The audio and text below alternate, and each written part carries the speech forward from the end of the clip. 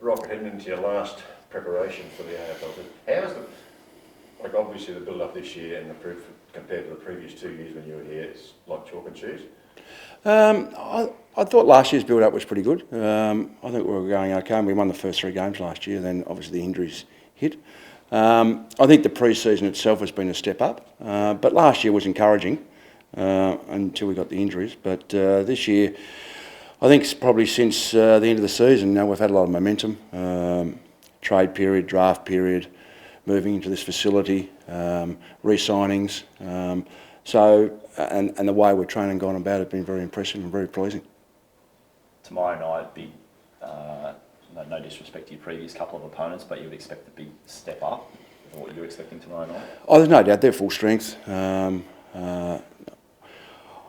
Obviously they're premiership side, so a very good team. I think it's a great challenge for us. I think it gives us an idea where we're at. And there's no doubt things will be exposed of where we need to improve, of where we need to get better. Things we've been practising over the summer where we think we have improved, but no doubt there's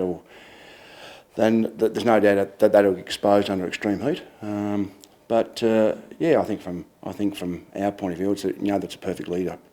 Are you treating tomorrow any different to the last 2 JLT matches? Not as far as focus points, but probably because it's a stronger side in. We've just about got full strength in, so from our point of view. So it's still getting game time to certain players, like Lyons and Ablett haven't played a game yet, so we'll have to monitor their game time. And it's the same with Jared Witch, has only played a quarter, or I think a quarter and a half. So, but apart from that, it's about the things we've been practising over the break. Are you holding any more injury concerns going into it? Do you have to tell the boys to back off, or going against a full strength side? Oh no, I don't think you tell players to go half rat power. I think in a JT game, the result's not the be-all and end-all, but once they cross the white line, they're very competitive. They want to play well. They want to do the right thing. So there's no doubt the teams want to win once they cross the white line. Is this close to the side that you want to field in round 1? I think there's still a spot or two that obviously there's a chance for players to grab tomorrow. There's no one really will be available from injury. Harbrow will be available, but that we think he'll need a couple extra games in the NEAFL. So it's just this squad of 24 that we take in, and probably out of those, Sean Lemons is not playing, so he's a chance for round 1. So there might be a flip and flop here. So it's probably down to 25, 26 players at the moment. How excited are you about the depth you have at your disposal this year? You can actually have the luxury of playing Jack Martin and Gary Ablett forward, and the midfield be able to cover them as well. Yeah, I think obviously our injuries the last 2 years, their midfield's been hit a lot, but we've improved the depth there. We think the quality as well. We've got some really good players to throw there. I think with our trade period, adding 4 players to the list who are A, have got talent, but B, are durable, and I'll probably see a good leaders as well, has been a plus. And I think with our drafting, and obviously some young players, there's 3 of them, threw them in tomorrow night out of the top 10 picks that we had. So they'll improve the depth and obviously improve quality as well. What are you looking for out of those 3 draftees? Can you take them all into round 1, or? That's a good question. You're probably loath to, because round 1's fairly fast paced. So, but all 3 have done well over the summer. Bowes, Ainsworth, and Brodie have done exceptionally well. So we're certainly pleased where they're at. But we certainly know with kids that they can get fatigued. There's a big jump up into AFL.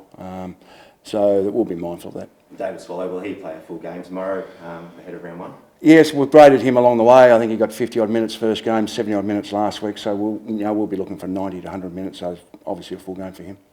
How much will you give Gary tomorrow? What's the plan? I thought there'd be a Gary question, Michael. I didn't know when that was coming. Yeah, we think him and Lyons, I'm not too sure, but maximum would be 75% game time, so which adds to about 80-odd minutes. So maybe at 3/4 time, both of them might have a break. We're not too sure. And you'll mix that between forward and midfield? Yeah, for sure. And that's the same with Jared as well. We've got quite a few players who can go through the midfield now. So they all need a bit of game time. So fortunately, out of the 8, probably there's 5 have played a fair bit over the first 2 weeks. So that gives us the luxury of obviously getting Gary and Jared in there. What can fans expect from Gary Ablett, the forward? What's he's obviously got a great goal sense as a midfielder, but what's he like as a sort of small forward? Yeah, I think if I was a defender playing him, I don't think I'd be too excited. I think I'd be twitching a little bit. But it's his first game, so certainly from our point of view, we're not expecting great things. I think it's a matter of getting a run under his belt. He's trained exceptionally well over the summer. It's just a matter of that match conditioning. He hasn't played many, what were NAB and now JT games. He hasn't played many over the last 4 or 5 years. But I think he was a little bit sore when he went into after round one last year because he hadn't played a game. So he's very keen to play, but it's a matter of just getting some game time into him.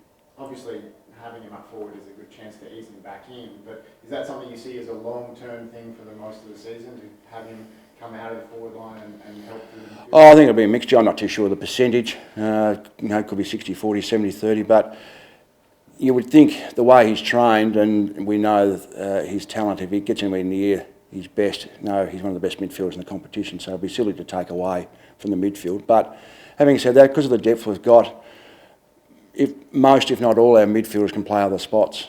Swallow, Hanley, Hall, Miller, Barlow, Lyons can all play through the middle, can play forward, some can play back, some can play wing. So with that flexibility, Gary will fit into that as well. Is his shoulder 100%? Because in previous comebacks, he's always looked sore, you know what I mean? It was 100% last year and it's 100% this year. So that's all fine. No, it is. It can be safe to say, Terry.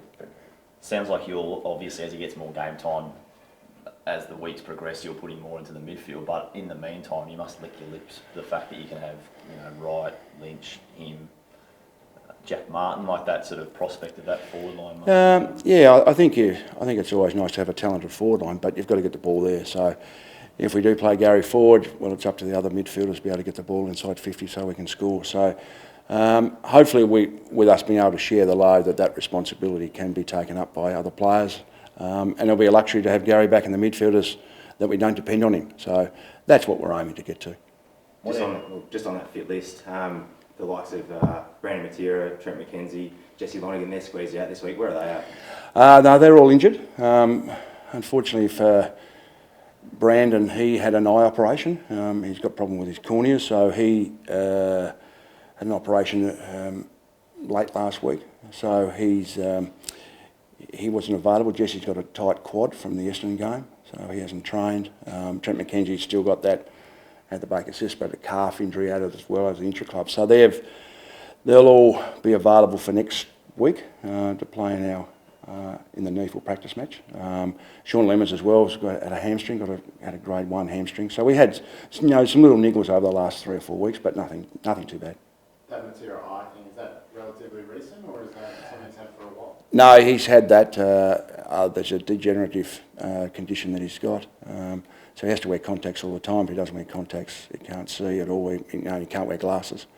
So he was advised to have this op to stem the flow of the degeneration. So he was laid up low for about 4 or 5 days. He's back at the club yesterday and ran yesterday, so he should be right to play next week. Have you been keeping track of events over on the Titans with how the home played? No, what's happened there, Terry? That's all right, mate. I'm just wondering if you've got any comment on the situation there with the players sort of supposedly unhappy because he's not training, he's overweight, situations Oh like that. no, I must admit I've got my own worries to carry on. I'm not. Every footy team, every footy club has got their own issues and problems, and whether you're the premiers or whether you're the team down the bottom or whether you're in any code, the trick is to try and keep that in house. But I don't know what's going on there. No. International Women's Day today, mate. What can you tell us about women's contribution in footy and how important it Geez, is? that's a loaded question there, Karen. Geez, you've come up there. I was getting half followers, now you give me a bouncer. I think it's great. I think the women's competition's obviously highlighted the role that women can play in football. There's more board members now with females on it. Obviously the commission as well, staff at the AFL, staff at footy clubs. So I think it's terrific, and hopefully as an industry we're becoming more inclusive, and hope that grows. Good answer. Do you agree that the club should be pushing hard for a women's team here on the Gold Coast? Can you take a message there, mate? That's right.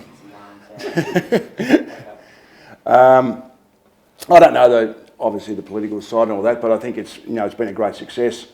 I think first up it was obviously won each state outside Melbourne. So obviously the Lions got that. So, but I think it's been a good success. I think the offshoot of that, I would have thought, is that if the young girls that want to play, then young girls will bring families to footy. So from our point of view, I think it'd be a positive if it was able to be done.